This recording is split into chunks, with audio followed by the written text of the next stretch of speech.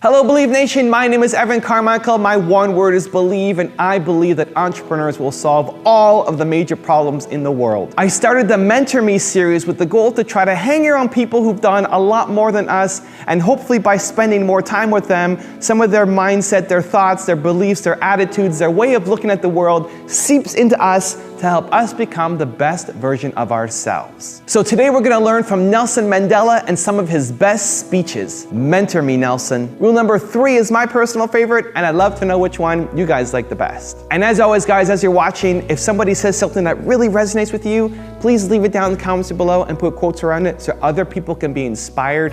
And when you write it down, it's much more likely to stick for yourself as well. Enjoy.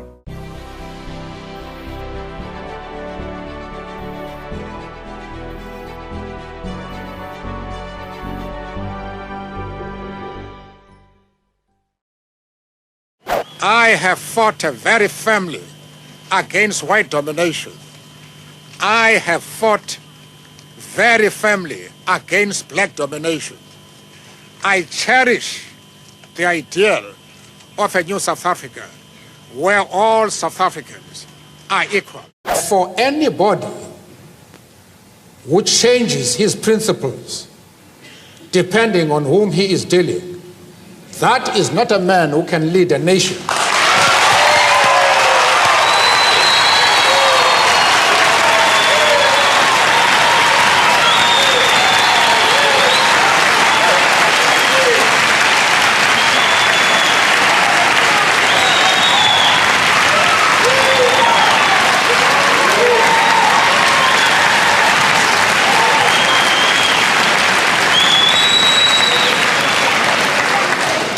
Apparently, Mr. Copper, you have not listened to my argument. If you have done so, then you have not been serious in examining it. I have replied to one of our friends here that I have refused to be drawn into the differences that exist between various communities inside the USA. You have not commented that I am going to offend anybody by refusing to involve myself in the internal affairs of the USA. of the USA.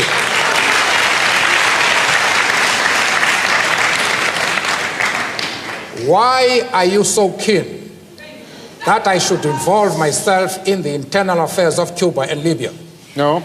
I expect you to be consistent.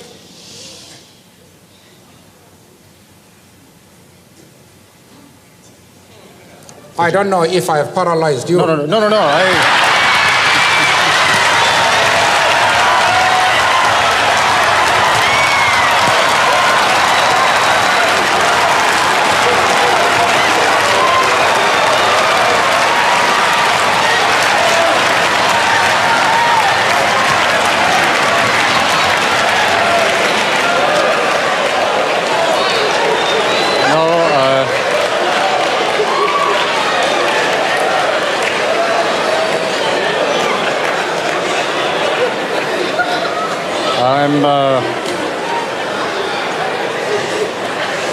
I'm afraid, Mr. Mandela, that paralysis does not set in quite that easily in my case.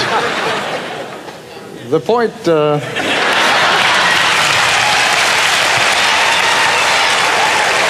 When I phoned someplace in my country and a lady answered the telephone, I then asked, "To whom am I speaking?" She said, "You're speaking to me." I said, "Well, lady, I know I'm speaking to you, but what's your name?"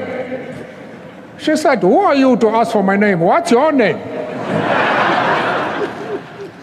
I say, "Well, lady, as soon as you tell me your name, I'll tell you mine."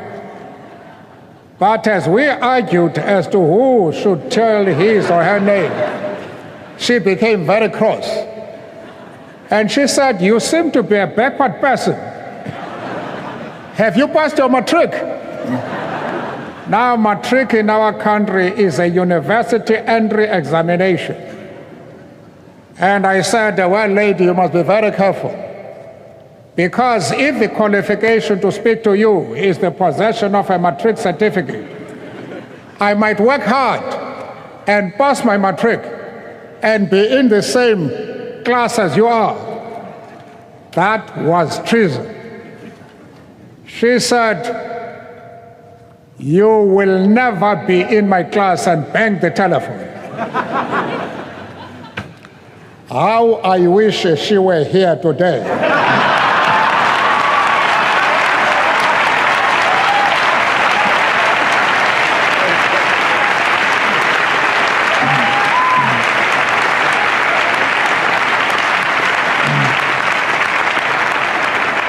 She would now discover that I have achieved more than pass my matric.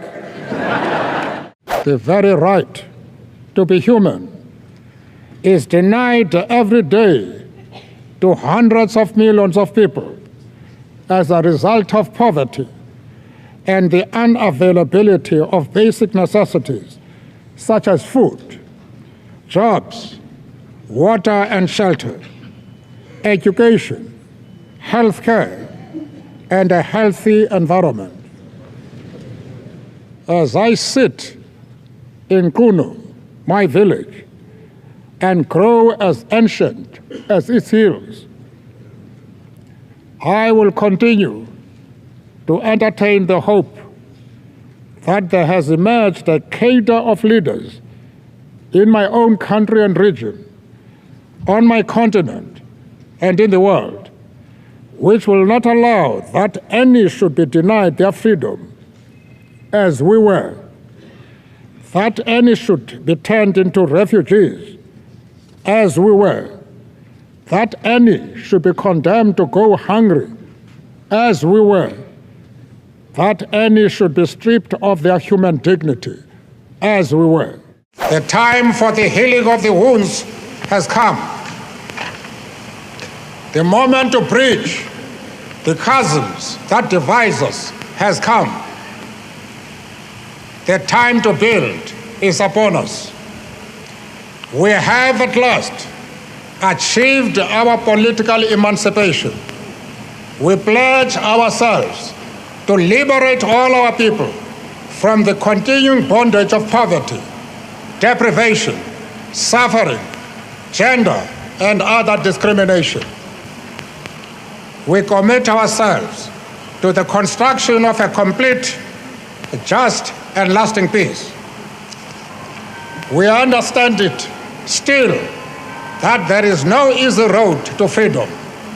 We know it well that none of us acting alone can achieve success. We must therefore act together as a united people for national reconciliation, for nation building, for the birth of a new world. Let there be justice for all. Let there be peace for all. The sun shall never set on so glorious a human achievement. Let freedom reign. Then you were convicted in 1964 for conspiracy against the state. And when you pleaded, you said that I am willing to die for this cause. This is a very tough thing to say. Yes, I had to say that, not from a spirit of bravado, but because I genuinely felt that they were going to hang us. And it is the desire of every freedom fighter to disappear under a cloud of glory rather than that of shame.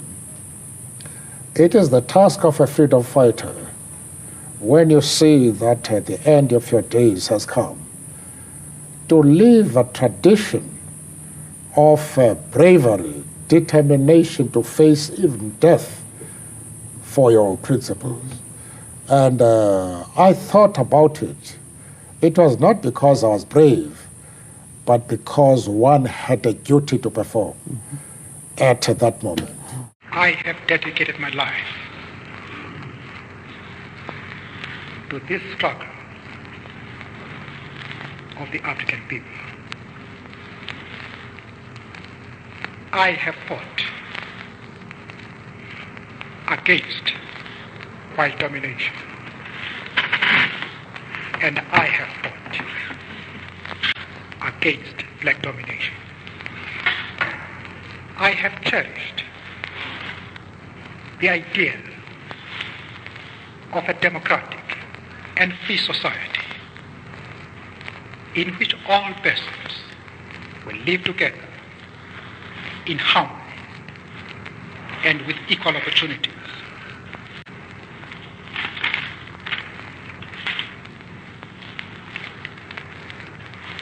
It is an idea for which I hope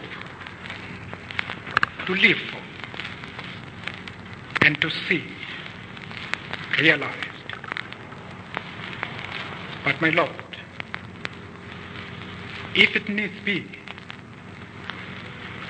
it is an ideal for which I am prepared to die. In 1993,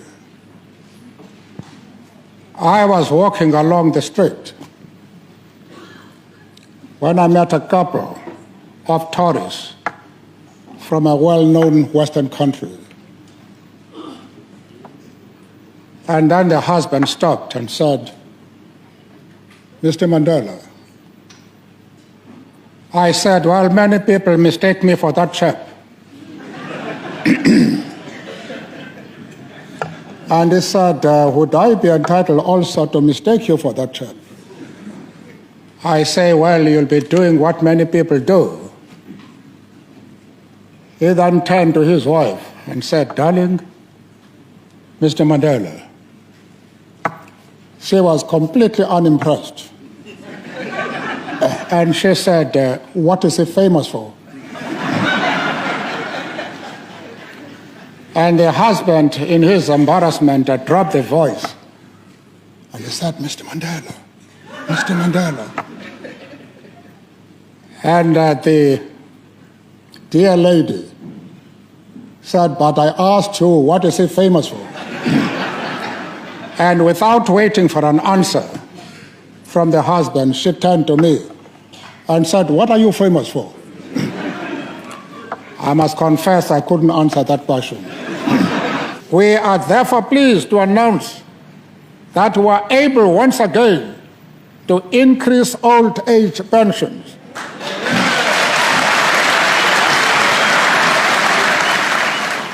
I'm very excited about this.